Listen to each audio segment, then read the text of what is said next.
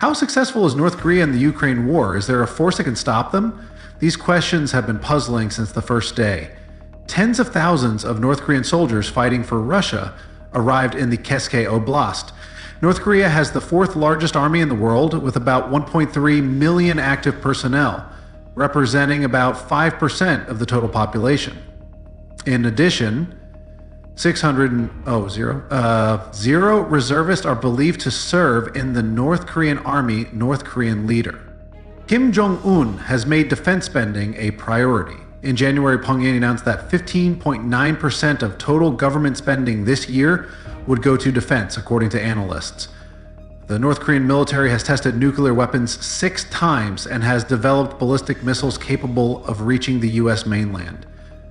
Looking at this data, it looks like Russia has found itself a very good partner, doesn't it? But North Korean soldiers are no longer in their own country. They are now on a real battlefield. This changes everything. They are inexperienced, they have no combat experience, and little knowledge of the region. Most importantly, the North Koreans are on the battlefield for Russia, so the sense of patriotism is not at the forefront. Despite all these negative factors, the madman in charge of North Korea adopts a reckless policy with his inexperienced soldiers. Jong-un is threatening the world and joining hands with Kremlin leader Vladimir Putin to intimidate not only Ukraine but also NATO and EU members. The main factor behind Jong-un's harsh policies is the fact that he has not only put tens of thousands of troops at Putin's disposal, but has also poured missiles, artillery shells, and many other military resources into the Russian army. But NATO thinks it is time to put a stop to this. In this context, the International Military Alliance is stepping in to corner Jong-un, the head of Pyongyang, and to cool down the military cooperation between him and Russia. The United States has taken the helm on behalf of NATO. So, what has the US done to at least partially stop or slow down the dangerous military partnership that affects the whole world? Before we dive deeper into what the US has done against the Russia-North Korea military alliance, please don't forget to subscribe to our channel, turn on notifications, and like to be informed about our content. Let's explore how the United States, one of NATO's founding members, has delivered a slap in the face to Russia and North Korea's military cooperation as part of NATO's doctrine. The US has decided to block Russia's missile supplies from North Korea. This was one of the most stunning pieces of news heard in recent times. The U.S. Deputy Secretary of State explained the detail of this stunning decision. U.S. Deputy Secretary of State Jeffrey Patt, who has been negotiating in Europe and Asia for the past 2 weeks, announced new restrictions to reduce Putin's energy revenues from North Korea, where he buys missiles, and Russian drones that daily destroy Ukraine's civilian infrastructure. The United States is reportedly considering heavy sanctions on the Kremlin's energy supplies in a bid to cut off Russia's military support from North Korea. Putin's most important war revenues come from Russia's energy resources. All NATO members, including the US, are aware of this situation. Therefore, Putin's war economy is about to be hit right in the heart with this new sanctions decision. The main source of blackmail and threats on the issue of nuclear weapons was the Russian natural energy resources that Putin controls so tightly. Now, with this new sanction P package targeting Russian energy, it will be very difficult for Putin to build up a stockpile of long-range and other types of missiles from Jong-un. The US, a founding member of NATO, and other members of the alliance have in fact upset North Korea's plans with this sanctions decision against Russia. It turns out that North Korea's military production is focused on meeting all of Russia's missile demands. According to the United Nations, North Korea has demonstrated this year that it can produce ballistic missiles and supply them to Russia for use against Ukraine. Within a few months, Jonah told the UN Security Council that field investigators examined the remains of 4 North Korean missiles seized in Ukraine in July and August, one of which showed signs of having been produced in 2024. In other words, the captured North Korean missile was a product of new production. This is the first public evidence of missiles produced in North Korea and then used in Ukraine within months, not years. Lay also briefed the Security Council in late June and said that the organization he heads, Conflict Armament Research, had conclusively determined that the ballistic missile remains found in Ukraine earlier this year were from a recently North Korean-made missile. This means that North Korea had already set the plan in motion, but NATO, especially the United States, is about to shake this North Korea plan with Russia to its foundations. With its latest sanctions decisions, of course, there have been reactions to the use by Putin's troops of newly manufactured North Korean missiles, which justified the latest US sanctions against Russia's energy sector.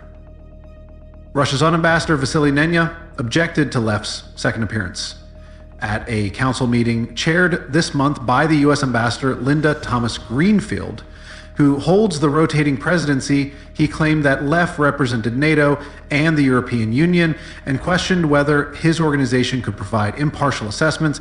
And Vasily Nenya accused Thomas Greenfield of violating Security Council practices and turning its meetings into a politicized action. The U.S. ambassador pointed out that Russia vetoed a resolution that ended the monitoring of sanctions on North Korea on experts, making organizations like Conflict Armament Research and its independent respected experts even more critical. The ambassador emphasized that their report shows why Russia is determined to block the renewal of the mandate for UN experts. Thomas Greenfield said that Russia and North Korea have carried out illegal arms transfers and training and clear violation of numerous council resolutions. Leff stood by the organization's research, noting that the analysis highlighted 3 observations about North Korea's missile activities. It confirmed the continued use of newly produced North Korean ballistic missiles in Ukraine, he said, noting that the presence of a 2024 production mark on a missile indicates that the time between the production, transportation, and eventual use of these ballistic missiles in Ukraine was very short. Lee added that the presence of newly manufactured non-North Korean missile components, some with 2023 production markings, shows that North Korea has a strong procurement network for its ballistic missile program, despite the fact that UN sanctions prohibit the transfer of this material for military purposes. While the secret and new military ties between Russia and North Korea have come to light, Pyongyang, of course, the focal point of the alliance, has been quick to deny it. North Korea's ambassador to the UN, Kim Song, emphasized that its relations with Russia make a positive contribution to international peace and security and cannot be criticized in any way. These reactions from North Korea did not stop NATO. The United States, one of the founders of the International Military Alliance, has targeted North Korea just like Russia. In addition to Russia, the United States, one of the founders of NATO, has recently targeted North Korean organizations and institutions with sanctions. North Korean banks, senior military figures, and other officials were also likely to be crushed under NATO's sanctions package. Golden Triangle Bank and Korea Mandal Credit Bank were among the North Korean banks targeted.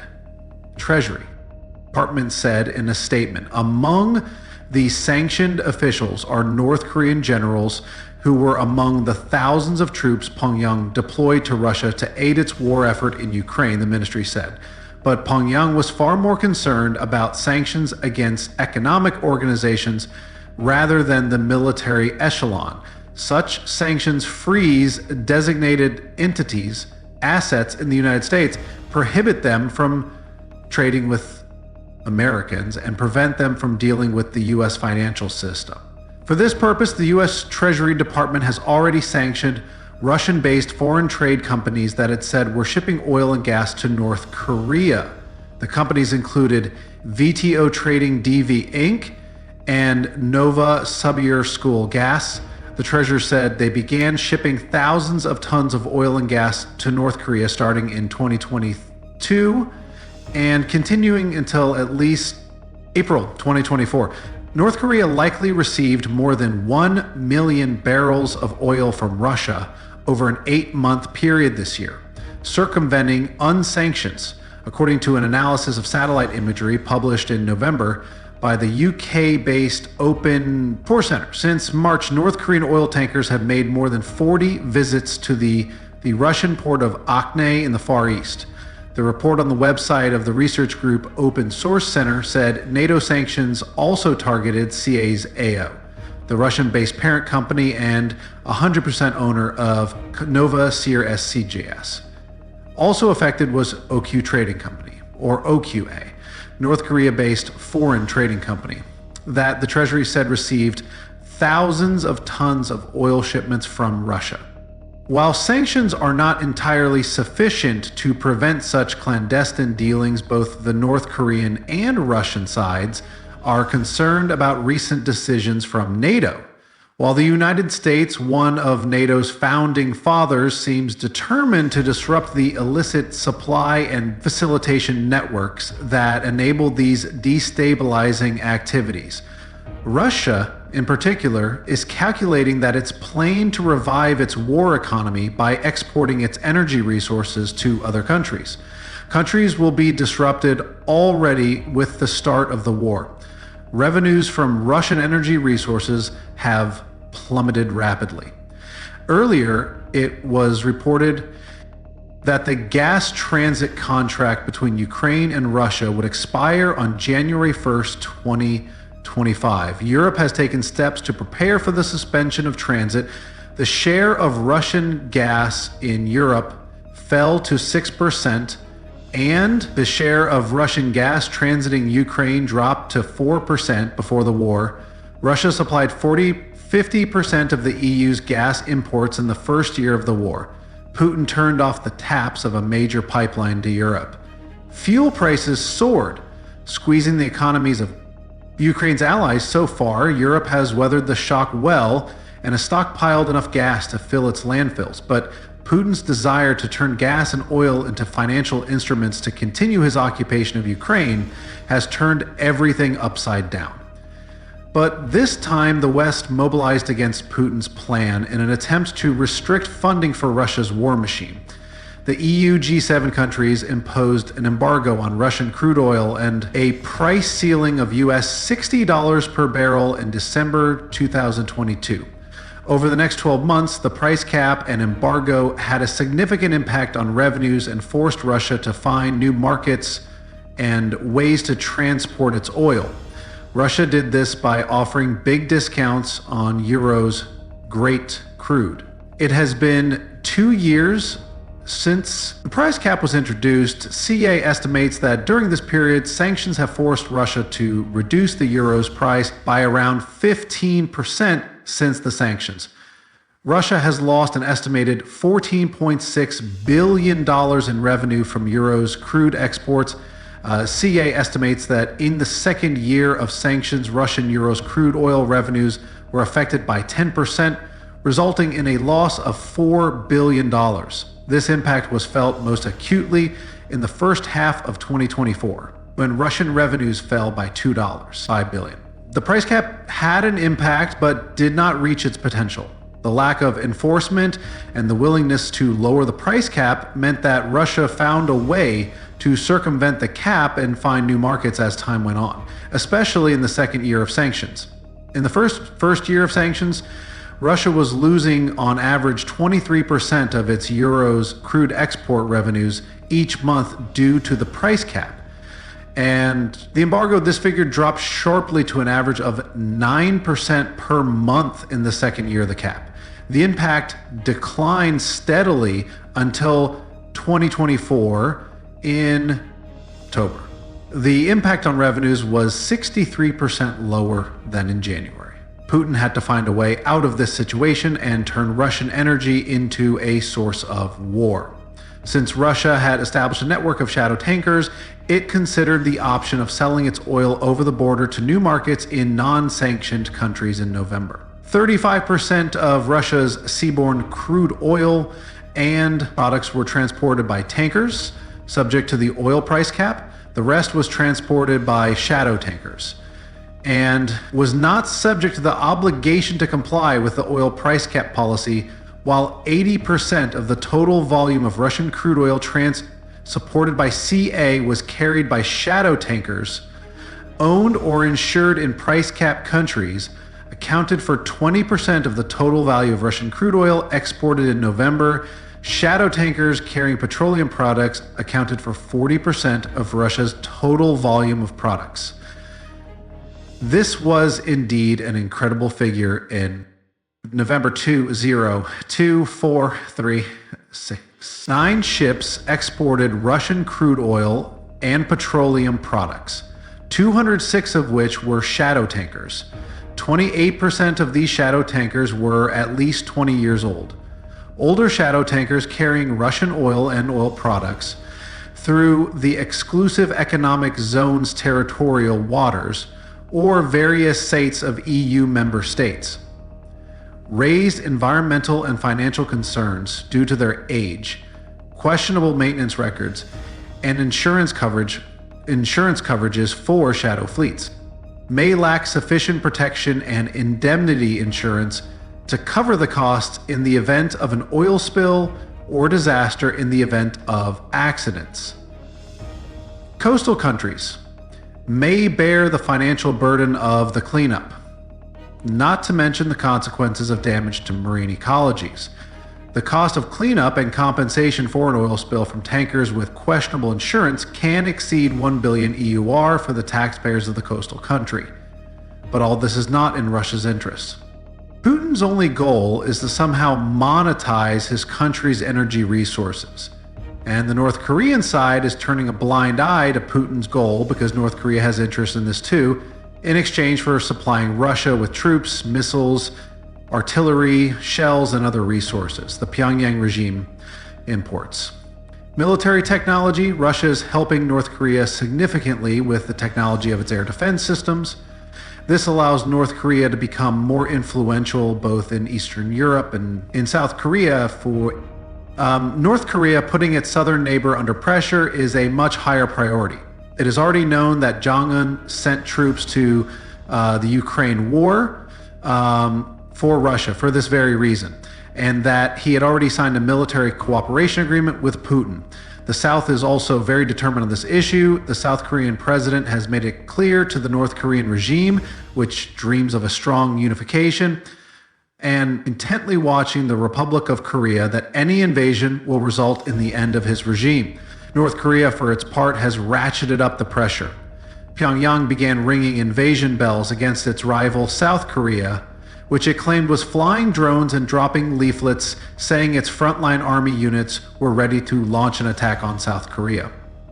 South Korea refused to confirm whether it had sent drones to North Korea, but warned that it would punish North Korea harshly if the safety of its citizens was threatened. Russian President Vladimir Putin is at the center of this inter-Korean crisis. With Putin's support, North Korea is likely to target South Korea even more strongly. Likewise, in order to create such an environment, North Korea is expected to deploy more military resources to support Russia in Ukraine. In fact, if you remember, it was recently rumored that more than 1,000 of 0 North Korean troops could be gradually sent to fight for Russia. Given all these red flags, it would not be wrong for the West to impose more sanctions on both sides to mitigate the effects of the risky military cooperation between Russia and North Korea. Decisive economic sanctions would bring both Russia and North Korea back to their senses. It would also allow the Chinese side to step in to rein in these two crazy countries and bring them closer to the West. Thank you for watching. The unfolding partnership between Russia and North Korea offers several crucial lessons for global geopolitics and the international community.